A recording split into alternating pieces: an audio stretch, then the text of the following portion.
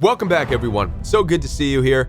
Now, one of the first stories that we see in the Bible involves both narcissism and murder. And that's the story of Cain and Abel. In that story, we see that Cain goes up to Abel and says, "Come, my brother, let us go out into the field and have a little talk." And of course, that's where Cain then kills his brother Abel. Now, we don't know a whole lot about the relationship dynamic, but that single story tells us a lot about the mindset of the psychopathic narcissist, which Cain was, and the mindset and the behavior of Abel, which is full of empathy and kindness and love and chances. Let's talk about this. My name is Kevin, and this is The Royal We. First, let's check out a video clip that one of you sent me in my Instagram DMs. This video is titled, "She cheated on me and then reacted like this." There's a couple of things we need to pay attention here when it comes to dealing with narcissists who cheat on you. Dude, you're so insecure. It was one dude. It was one dude. Like, oh my God. You sound crazy right now. You hear yourself? Oh, now you're gaslighting me. Now you're gaslighting me. What? It was one time. Dude, you're so... All right, to begin with, it doesn't matter if it's the man or the woman, husband or the wife, when it comes to infidelity and unfaithfulness and cheating. Anytime you're dealing with a narcissistic person and they're saying it was just one time, it was one mistake, you're making such a big deal out of it, you're being so insecure, it was just once. What they're really saying is it was the one time that you found out. It's the one time that they got caught. It's the one time that they've been exposed. Oh, so lighten up a little bit on them, will ya? It's important to understand this, that when you're dealing with unfaithfulness in a relationship, it's not just one time. People don't go in a healthy relationship from not cheating to suddenly having this moment of stumbling into a relationship. No. The cheating and the unfaithfulness has been a foundational part of your relationship since the beginning. And I know many of you don't want to hear this, but it's the truth. Whether they were texting with their exes or flirting with people online, or just having a wandering eye in some way, shape, or form, people who are unfaithful have always been unfaithful in their relationships. It's important for you to understand this. The second thing that we need to understand here is that we live in a culture and in a society today where narcissistic abuse as a topic makes a lot of buzzwords.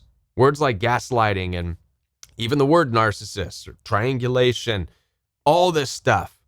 Narcissists and psychopaths and sociopaths can use these words too. And in this video, you see that exactly playing out. You're gaslighting me simply because the person wants answers. They will use these buzzwords today to shut you out and to shut you down, to close the conversation, to make you feel guilty for trying to stand up for yourself or for wanting to find closure in the situation.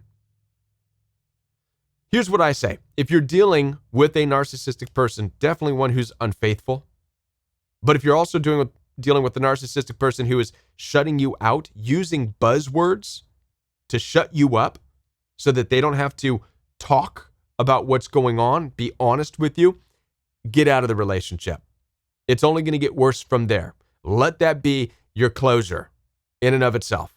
Just leave. And if you're having a hard time leaving, schedule some time with me. I am here to support you. Down in the description box, you'll find access for one-on-one appointments with me. I take telephone calls and video calls through Zoom, FaceTime, and WhatsApp.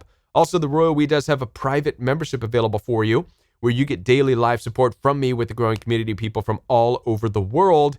You can download the Royal We membership app down below in the description box. One more thing, the Royal We does have merchandise available for you. You can pick up a t-shirt, a hoodie, a hat, a mug. And if you take a picture, put it on your Instagram and tag me at Join the Royal We, I will give you a free 1-hour appointment. Now, a lot of people have said they can't find access to the description box. YouTube has done a pretty good job of hiding the description box from people, and I really don't know why. I think it's because they just want to make room for all of their ads. Well, all you have to do, if you go underneath this video and you see the little dots and where it says more about this video, that's the description box. And it's my hope that you find it, because when you open that description box, you'll find all of the information on how to contact me. All right. Now, let's get into today's topic, which is on the story of Cain and Abel, which gives us an accurate portrayal and an image of the sick and twisted, delusional, world of narcissistic personality. But we also are going to see the opposite, which is through Abel in the story. You got Cain, the narcissist, and you have Abel, who represents the empathy and the truth and the love and the kindness and the servant's hearts in the story. Now, we don't know what their relationship looked like on a daily basis. We don't know if they were full of sibling rivalry, or if they're always at each other's throats. We don't know what the relationship dynamic looks like, but we do get a glimpse into their individual personalities, which tells us a lot. It tells us about narcissism. It tells us why you can't be in a relationship with them. And it also tells us about empathy. Let's talk about Cain, because Cain represents narcissism, psychopaths, sociopaths. And we get to see through Cain a distorted worldview, but we get to see the personality. We get to see how they operate. To begin with, what we know about Cain in the story is, number one, he's pretty damn lazy. Not just is he lazy, but he expects maximum reward for minimal effort. How do we know this? Well, because God even rejected Cain's offering. And the only way that God would reject an offering is if it's half-assed, half-hearted, nothing behind it. And in fact, we know that that's what took place, because in the biblical story, it says that Cain went and picked just some of the crops, just some. And it gives no more detail than that, just some. Cain just went and picked some of the crops. So you get this image that Cain's going through, just picking up some apples and some greens. Oh, this will good enough. Yeah, God will like this. In the basket. Let's go. Here you go, God. Here's your stuff. All right. Minimum effort, but wants to be accepted. We oftentimes call this breadcrumbing in toxic relationships. How many of you have dealt with a narcissistic person in your life, a boyfriend or a girlfriend or a family member who breadcrumbs you, which means they're giving you the bare minimum. They're not really putting any thought, any effort, any energy to knowing what you want, to giving you what will please you. It's all about just the minimum breadcrumbing effort, but they're expecting for you to receive them. That's exactly what Cain did to God. So make no mistake about it. It's not just you. It's not just the narcissist in your life. God dealt with this with Cain. The next thing we see in Cain, not only is he lazy, gives the bare minimum, expecting great rewards for it, but we also see that Cain is a liar. A liar. He's not able to be honest about even what he's feeling. We know this because God spoke with Cain. He said, Cain, what's wrong? Why are you downcast? Why are you so upset? Why are you so angry, Cain? And you know what Cain's answer was? Nothing. He kept his mouth shut. Now, how many of you have dealt with this in a toxic relationship? You can clearly see that the toxic person you're dealing with, whether it's your narcissistic family member, your husband, or your wife, you can clearly see they're upset, they're pouting, they're scowling. I mean, it's obvious. And you go to them and you say, hey, what's up? Talk to me. Do you want to talk? And what's their response? I'm fine. There's nothing wrong. I don't need to talk about anything. If there's anything wrong, I'd tell you. They're clearly lying. It takes a liar to be able to withhold the truth. So we see so far, Cain is both lazy, breadcrumbing, but expecting great results, and he's a liar. We also know that his lies get worse, because within his lies, he was able to go to his brother Abel and say, come, Abel, let us go out to the field and let's have a little talk. So he wasn't able to articulate what's going on with him, but he does say, hey, let's go have a talk. But he had no intention of talking to his brother Abel. He had murder in his heart towards his brother Abel. And he withheld that. He kept that a secret. Again, a liar. All right? It's important for us to understand these personality characteristics of narcissistic, psychopathic, sociopathic types of personalities. This is what you're dealing with when you deal with a narcissist. Lazy, gives the bare minimum, expects rewards, and then lies. Now, it's important to understand the lying. All right? Now, let's talk about Abel. And we're going to see the differences between the two personalities and why they can never get along, by the way. Abel, on the other hand, what we know about Abel is that he gives the most he can in any relationship. This is seen by how he served God. Now, where Cain gave the bare minimum, right? He gave some crops. It gives us more descriptions of what Abel gave to God in honor of God. It says that Abel went through and he found the best of the flock. He found the fattest portion. He looked through the flock and said, that one, that's the one that God's going to like. That's the one that I want to give to God. That's the one that's going to bless God's heart. That's the best that I have to offer. And that's what Abel did. And now, again, this is a highly empathic thing to do. How many of you have been in toxic relationships and that's what you've done in the relationship? Despite them not treating you well, you've thought about them. How can I serve them? How can I help them? How can I make his day better? How can I make her day better? What can I do for that person? That's the heart of Abel. And this, by the way, is why God received Abel's offering. All right. Now, there's another thing that we see. This is very important. This is probably one of the faults, if you will, of empaths, because empathic personalities like Abel believe in second chances. They're trying to resolve things. That's what we see with Abel. He wants to resolve things. We see that Abel doesn't like conflict. Abel doesn't want to be hated by his brother. How do we know this? Because Cain comes up to Abel in the story and says, come, brother, let us go out into the field and have a little chat, shall we? Right? Even though Cain had murder in his heart, what was Abel's response? Obviously, it was, okay, brother. All right. Let's go talk. I've been wanting to talk to you. I want to hear what's going on with you. I want to know why you're upset. Now think about this for a moment, because Abel didn't have to. Abel could have said, hell no, dude. I see you. I've been seeing you stomping around, scowling at me, looking at me cross-eyed. I see you talking under your breath. You're angry. You're mad. You're just a mad person. I'm not going out to the field with you. You're crazy. You're mad. But Abel didn't do that, did he? When Cain asked his brother and said, hey, come, let's talk in the field, Abel said, okay, brother, let's go talk.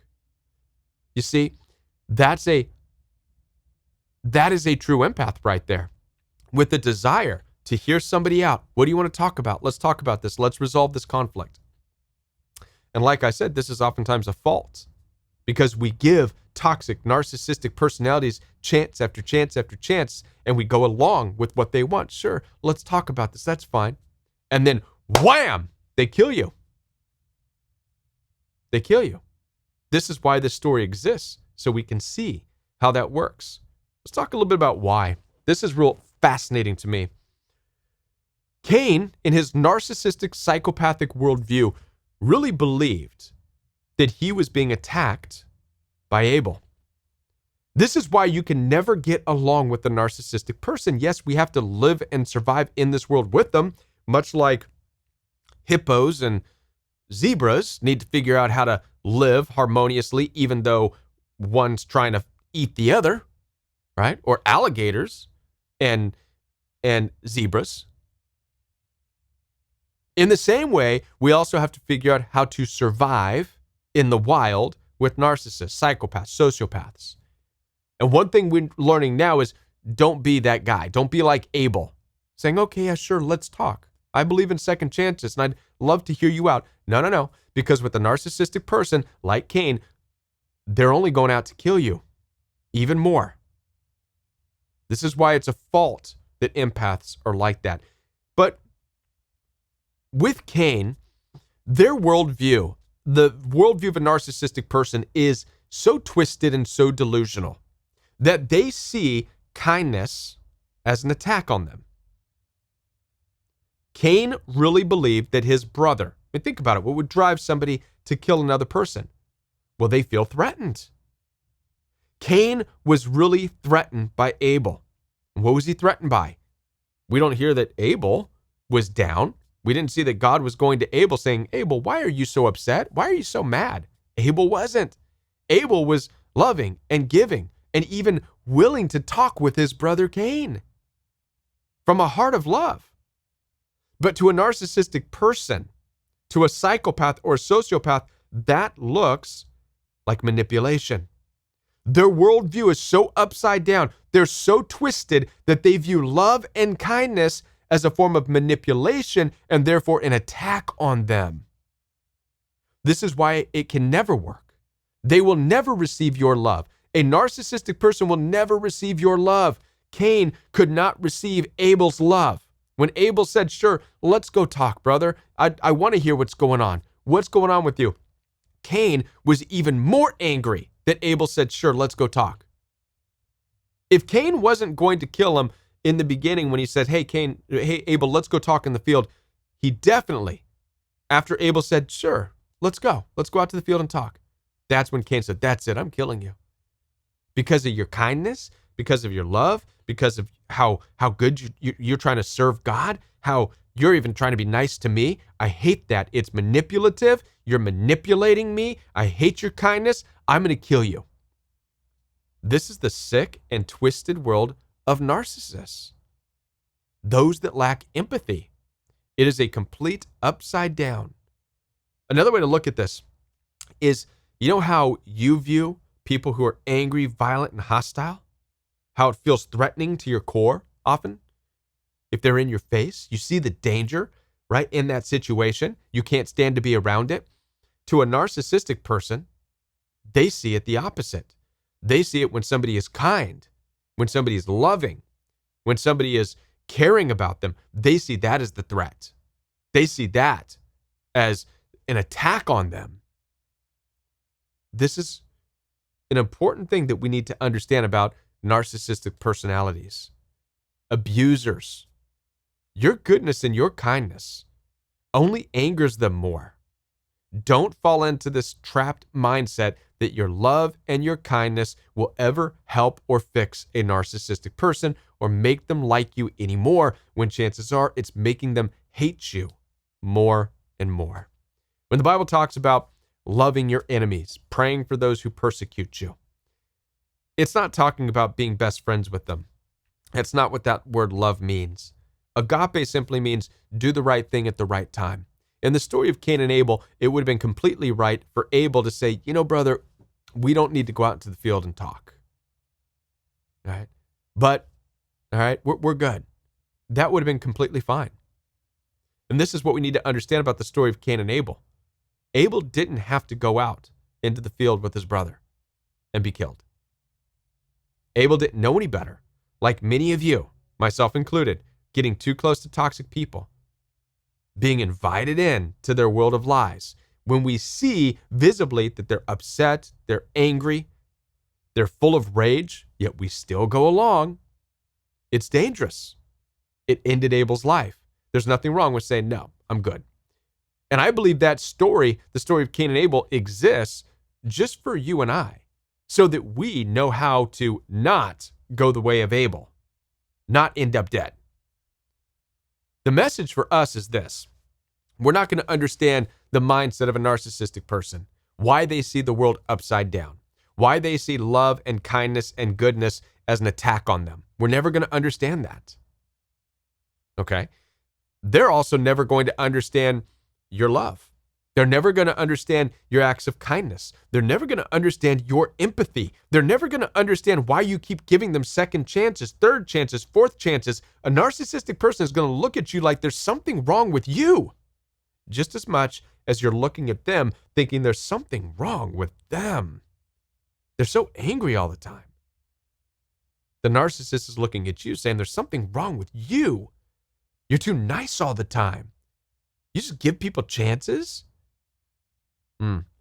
We have to really start to look at the stories in the Bible differently. And if you do need help, I am here to support you, like I said before. Down in the description box, you'll find access for one-on-one appointments with me. We can explore this conversation a lot deeper, one-on-one if you need to. So head on down there, schedule that time with me. Also, don't forget the Royal We private membership is available, where we do have fellowship once a week, and we do read out of the Bible. I would love to see you there. You can download the membership app in the description box. Order your Royal We merchandise to support this channel. And like I said, if you're having a hard time finding the description box down below, simply look for the dots underneath this video. Click on the dots, because YouTube wants to hide the description box from everybody these days. Click on the dots, expand it down, and there you'll find me. Bye, everyone. We'll see you soon.